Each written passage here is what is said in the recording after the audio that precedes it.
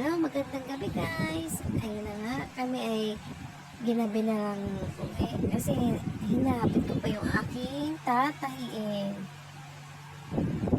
Ganun talaga, kailangan natin magtyaga-tyaga.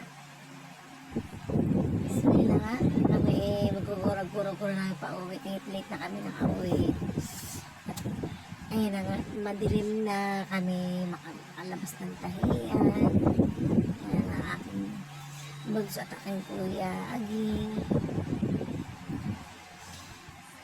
Ayan, sa bunso tayo, bis-bis na maglakad. At kami ay pinabuhan din na mga 6:30 PM na yan.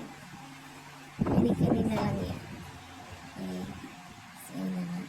Agad-agad din naman. Mari nyo pagod na. Pagpasok sa trabaho, mukhang fresh.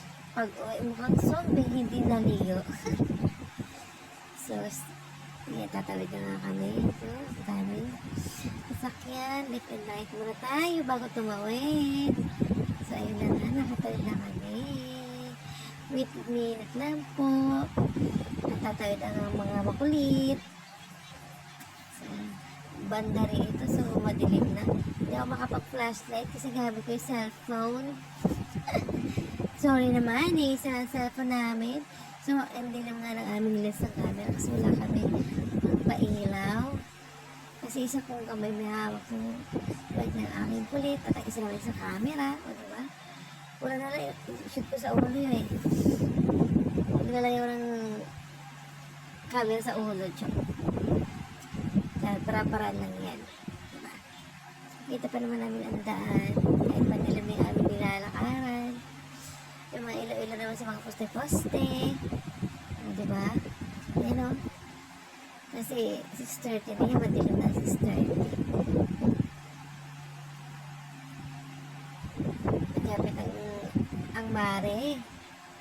O diba? Kaya ginamit ang aking punso-pulo. Kawawa naman. Diba? See? Mukha lang sundi yung aming daanan. Magtasumpa ng dilim. At dahil wala kami ng ilaw. Ayan. Ang ilaw na naman yun sa may kabahayanan. Ayan. Ganyan lang kami.